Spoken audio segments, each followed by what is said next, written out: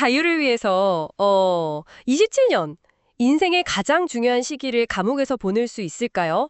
오늘 저희는 넬슨 만델라, 남아프리카 공화국의 역사를 바꾼 인물의 삶 속으로 한번 들어가 보려고 합니다. 네, 정말 대단한 인물이죠. 만약 그가 없었다면 글쎄요, 지금의 남아공은 어땠을지 상상하기조차 어렵습니다.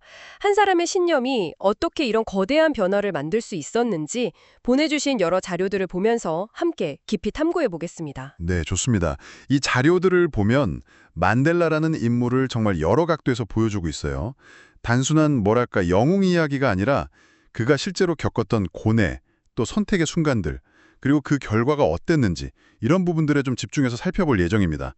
특히 그 역경 속에서 아시다시피 용서와 화해라는 어떻게 보면 좀 비현실적인 길을 걸었잖아요. 그걸 어떻게 현실로 만들었는지 그 핵심 동력을 좀 추적해 보려고 합니다. 네, 시작은 1918년. 은배조라는 작은 마을이었죠. 추장의 아들이었고 당시로서는 정말 드물게 교육 기회도 얻었고요. 그렇죠. 하지만 그가 마주했던 현실은 정말 바로 아파르테이트, 피부색으로 모든 게 결정되던 그런 극단적인 인종차별 사회였습니다. 아마 다들 잘 아실 거예요. 이런 부조리함 속에서 법학을 공부하면서 변화를 꿈꾸기 시작한 거죠. 네. 그의 여정은 이제 1940년대 아프리카 민족회의 ANC에 가입하면서 본격화됩니다. 근데 처음에는 간디 영향으로 비폭력 저항을 추구했어요. 아, 그랬군요. 평화적인 방법으로요. 네. 그런데 자료들을 쭉 보면 정부의 탄압이 점점 거세지면서 그의 노선에도 변화가 생깁니다. 어쩔 수 없이요. 특히 그 샤프빌 학살 같은 사건들 이후에는 평화적인 방법만으로는 안 되겠구나 하는 인식이 ANC 내에서도 커졌던 거죠. 한계를 느꼈군요. 그렇죠. 결국 지하 활동으로 전환하고 그 유명한 무장 조직 웅콘토 웨시주의 민족의 창이라고 하죠. 이걸 공동 창설하게 이릅니다.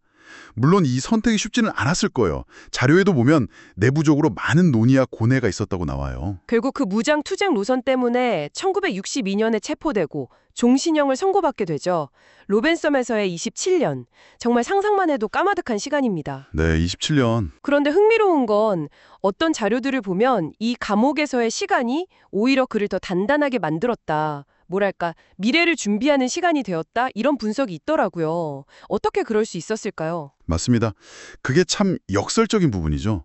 감옥 안에서 그는 오히려 더 냉철하게 상황을 분석하고 미래 남아공에 대한 비전을 구체화했던 것 같아요. 특히 일부 기록을 보면요.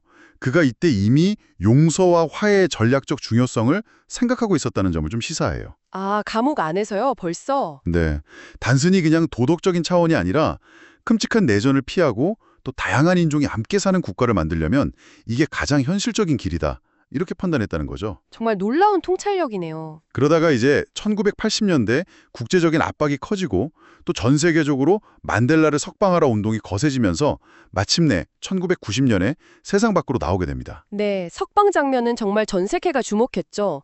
그런데 가장 놀라운 건 그 다음 행보였습니다. 복수가 아니라 화해의 손을 내밀었다는 거.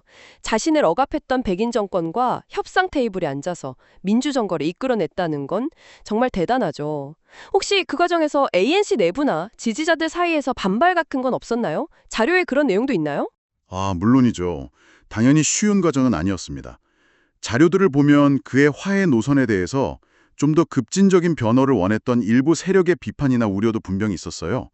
하지만 만델라는 그 특유의 압도적인 리더십과 설득력으로 이걸 돌파해 나갔죠. 결국 해냈군요. 네, 1994년 남아공 최초의 민주선거에서 그는 첫 흑인 대통령으로 선출됩니다. 그때 취임 연설에서 이런 말을 했어요. 자유란 우리를 얽맨 사슬을 끊는 것뿐 아니라 타인의 자유를 존중하고 향상시키는 방식으로 사는 것이다. 그의 철학이 딱 드러나는 말이죠. 대통령이 된 후에도 그 과제는 계속됐겠네요. 분열된 사회를 하나로 만드는 일 말이에요. 맞습니다. 그래서 그가 추진한 핵심 정책 중 하나가 바로 진실과 화해위원회, TRC입니다. 과거 인권 침해 가해자가 진실을 고백하면 사면받을 기회를 주는 어찌 보면 굉장히 파격적인 방식이었죠. 네, 그 위원회 활동에 대해서는 평가가 좀 엇갈리기도 하죠. 네, 맞아요. 자료에도 그런 내용이 나오는데 정의가 부족했다는 비판도 있고 현실적으로 그게 최선이었다는 평가도 공존합니다. 근데 자신의 감금했던 교도관 있잖아요. 그 사람을 취임식에 초대한 일화는 그의 용서가 그냥 보여주기식이 아니었다는 걸 상징적으로 보여주죠. 아, 정말 유명한 일화죠.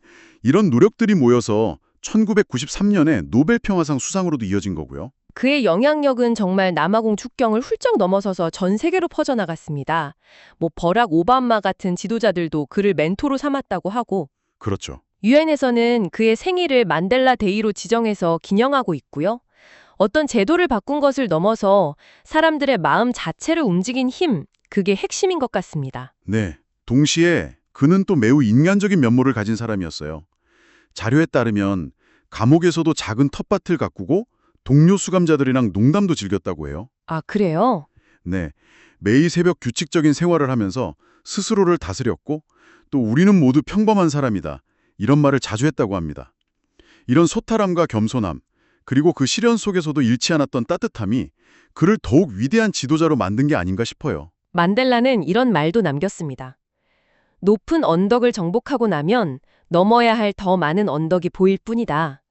그의 멈추지 않는 정신을 보여주는 말이죠. 어쩌면 지금 이 방송을 듣고 계신 당신도 인생의 어떤 언덕 앞에 서 계실지 모르겠습니다. 그 언덕이 너무 높고 버겁게 느껴질 때 만델라처럼 불가능해 보이는 상황에서도 끝내 길을 찾았던 그의 여정을 한번 떠올려 보시면 어떨까요?